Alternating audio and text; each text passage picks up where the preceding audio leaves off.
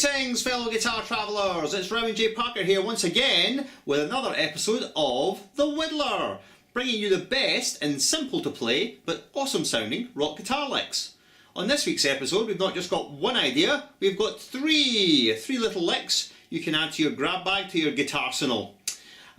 Before we go ahead and show it to you, I'd like to encourage you to head on over to my website, which is www.rowanjparker.com, and there's a whole ton of stuff on that site, most of which is free. There's backing tracks you can download, there's a whole ton of lessons, and there's also a store where you can buy things if you like, if you're interested in that. I should also say that if you subscribe to my website by sticking in your email address and hitting the subscribe button on the website, I will send you a whole bunch of extra free guitar lessons which will not be available anywhere else. You won't be able to get them on YouTube, won't be distributing them in any other way, just for you if you subscribe to the site. So get subscribing.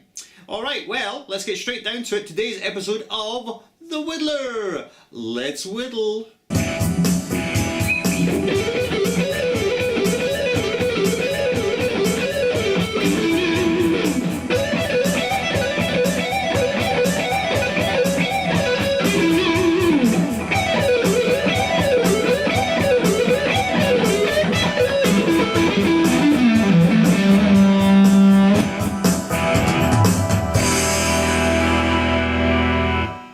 Whittlesomely fantastic. Okay, so there's three little ideas. Let's go ahead and show you the first one. It sounds like this. Let's have a listen.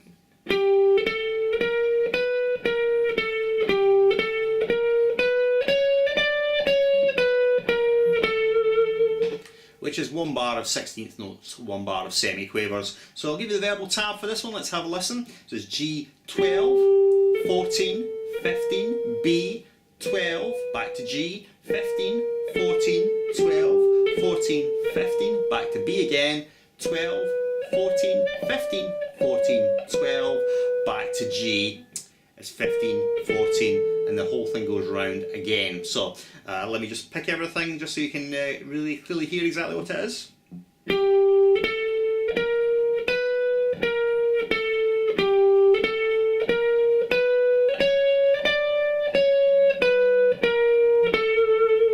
So I think you can hear rhythmically there, it's going to be one bar of 16th notes. So for instance, 3 E yanda, 4 E yanda.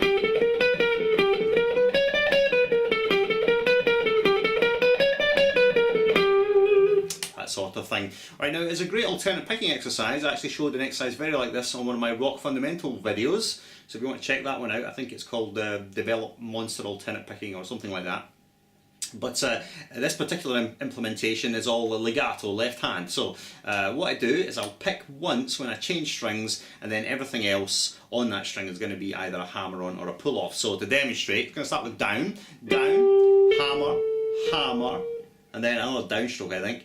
Down, then back to the G string, down, pull, pull, hammer, hammer, pick the B string, pick, hammer, hammer, pull, pull, pick the G, pull, and then I'm going to pull again, and although that's going to be the first note of the riff, once it gets going, I'm not going to re-pick that first note, I'm not going to re-pick that G note, so I just play it slower so you can hear exactly where I'm going to pick.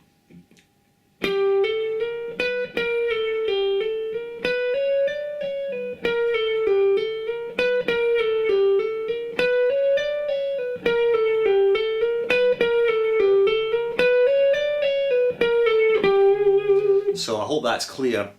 Let me play a little bit faster.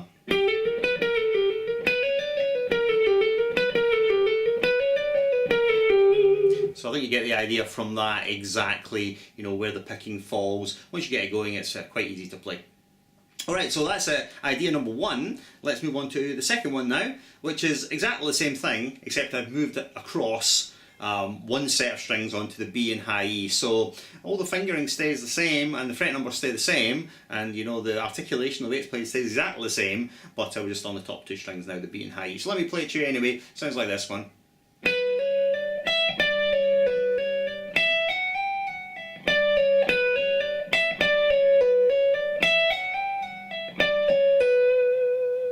Okay, so I will just give you the verbal tab anyway, just for security. So starting on the B string, B 12, 14, 15, high E, 12, back to B, 15, 14, 12, 14, 15, high E again, 12, 14, 15, 14, 12, back to the B, 15, 14, and the whole thing's going to start again. So.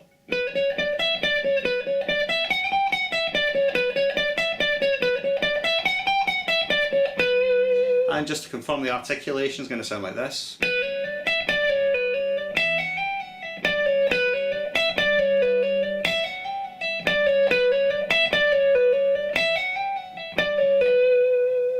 Okay, so I think that's fairly clear. The first two licks, first two riffs, very straightforward really. Kind of basic in and of themselves, but when you get them up to speed, they do sound pretty rippingly awesome. About the timing, if you pick every note, they'll tend to sound like semiquavers. When you start applying the legato, I think above a certain speed, it starts becoming hard to hear. You know, a semiquaver feel. I think again, I'm just squashing the thing into time. You know, so it's going do gat boom gat. So I don't know, it sounds like more like a triplet, I suppose. Oh, that's clear. Let me try and demonstrate one more time. 3, 4.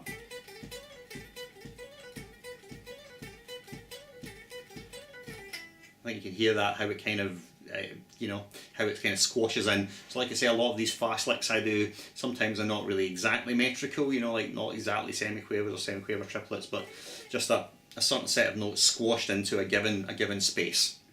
Alright, so that's the first two ideas, and then the last idea is really simple. It's really just a kind of a descending and ascending little scale fragment. So I'll just go ahead and play that to you. Let's have a listen.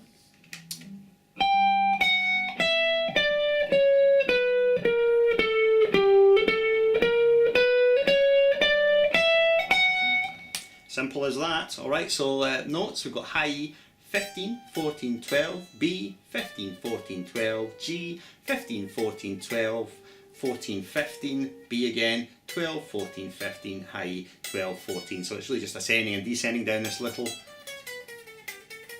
kind of, you know, run scale fragment.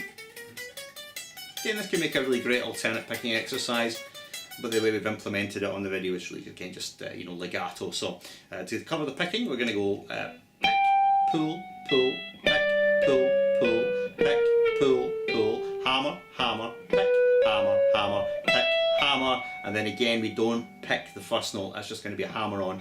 So there's going to be less picking when we kind of, you know, play the lick in a circular way. Again, just remember that you're just going to pick the string once when you change strings, otherwise, you know, no other plectrum articulation. So let me play it a couple of times over, slower tempo, just so you can have a listen. Sounds like.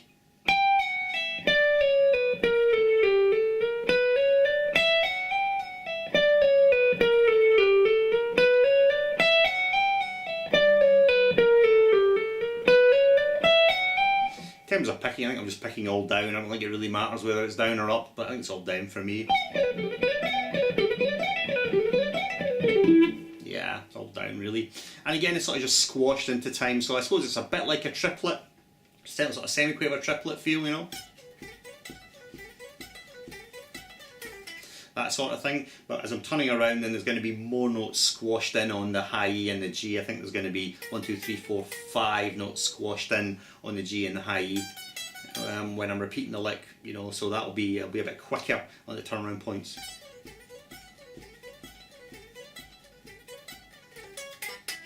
I think you can hear that, okay? So it's a bit of a challenge to get it up to those sort of frantic tempos, but it still sound good, you know, at a slower tempo, so I don't think it has to be monster walk factor to be effective, though you can get it quick, it sounds awesome. Alright, well, that's the 3 little ideas. Let's just have a listen to them one more time with the track. So yeah, let's listen to that.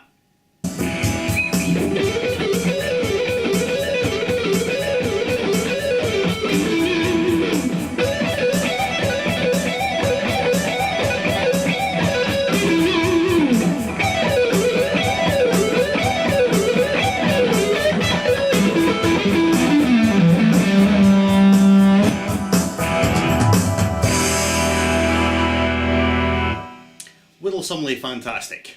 Okay, well that wraps it up for another episode of The Widdler. Join me next time for more simple to play but awesome sounding rock guitar licks.